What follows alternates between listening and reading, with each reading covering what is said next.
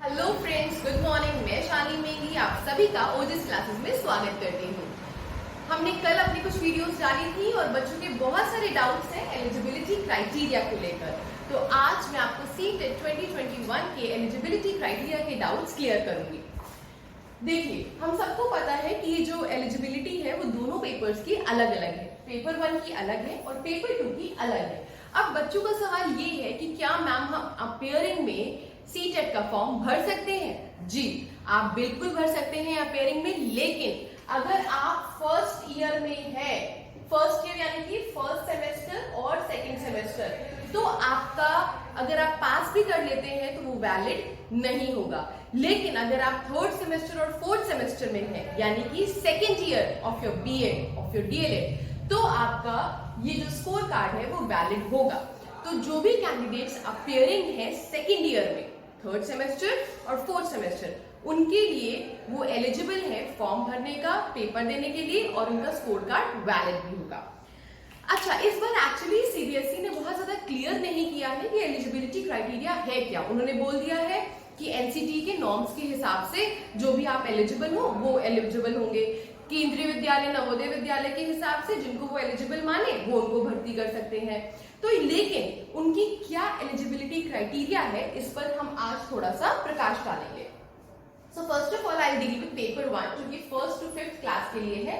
अगर आपका 50% आपके 12th में है और पास है या अपियरिंग है फाइनल ईयर डीएलएड में, तो आप फॉर्म भर सकते हैं। सेकेंड, अगर आपका 12th में 45% मार्क्स है और आप पास या अपियरिंग है फाइनल ईयर में डीएलएड में, और एज पर एनसीटी 2002, क्योंकि 45% सिर्फ एससी एसटी और कुछ अन्य लोगों के लिए है, तो आप इसके लिए एनसीटी 2002 को रेफर करिएगा, तभी आपके 45% एक्सेप्ट होंगे। नहीं तो अगर आप जनरल के कैंडिडेट हैं तो आपके 50% ही एक्सेप्ट होंगे। थर्ड, अगर आपके 12th में 50% है और आपने 4 ईयर का बीएलएड किया है तो आप भर सकते हैं फॉर्म, आप एलिजिबल हैं। नेक्स्ट, अगर आपने 12th 50% से किया है और आपके पास 2 ईयर का डिप्लोमा इन एजुकेशन है तो आप एलिजिबल हैं। नेक्स्ट मैं बात करूं, अगर आपके पास ग्रेजुएशन में 50% मार्क्स हैं और आपने 1 साल का बीएड किया हुआ है या दोनों साल का बीएड किया हुआ है तो आप एलिजिबल हैं। और इन सब में याद रखिएगा अपियरिंग फाइनल ईयर ऐड है, 4 ईयर बीएलएड या फिर last year of final year of BElEd अगर आप अपियरिंग है आप भर सकते हैं। Similarly 2 year diploma in education या final year of diploma in education में है तो आप भर सकते हो।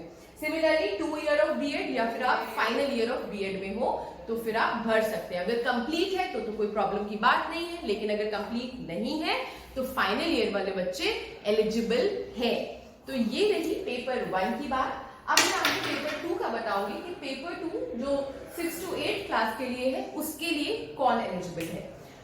बच्चों देखिए, पेपर 1 जो है बेसिकली डिप्लोमा कोर्सेज एक्सेप्ट कर लेते हैं, लेकिन पेपर 2 में डिग्री कोर्सेज ही चलते हैं।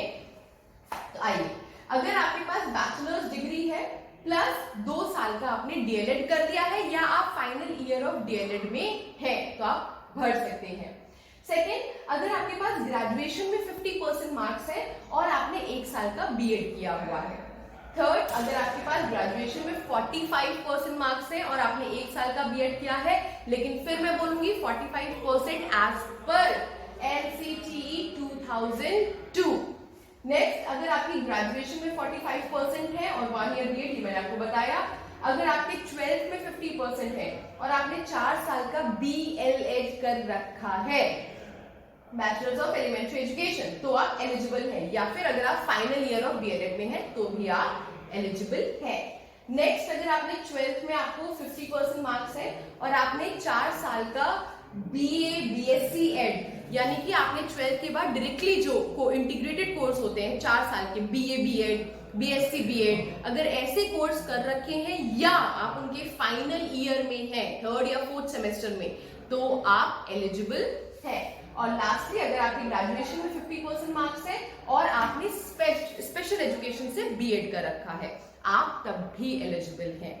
और अपियरिंग कैंडिडेट के लिए एक और जो सवाल बार बार आ रहा है कि मैम हमारा अभी सेकेंड सेमेस्टर का रिजल्ट नहीं आया है, फर्स्ट सेमेस्टर का रिजल्ट नहीं आया है, तो बच्चों जब तक कि फॉर्म की डेडलाइन है, अगर उससे पहले आपका रिजल्ट डिक्लेयर हो जाता है तो आपका फॉर्म खारिज नहीं होगा।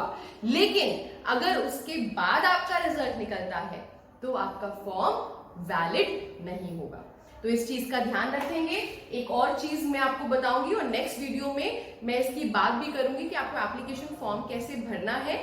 एलिजिबिलिटी क्राइटेरिया को लेकर पेपर कोड के लिए बच्चों में बहुत ज्यादा आशंकाएं हो रही हैं।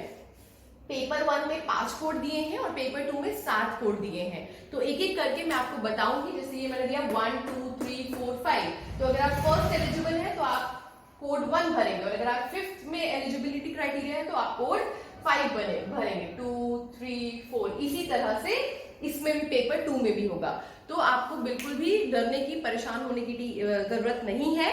ओजस की टीम आपके लिए आई है इस प्लेटफॉर्म पे, और प्लीज लाइक शेयर सब्सक्राइब करिए, बेल आइकन को हिट करिए ताकि आपको सारी नई अपडेट्स हम जल्दी से जल्दी दे पाए। Thank you.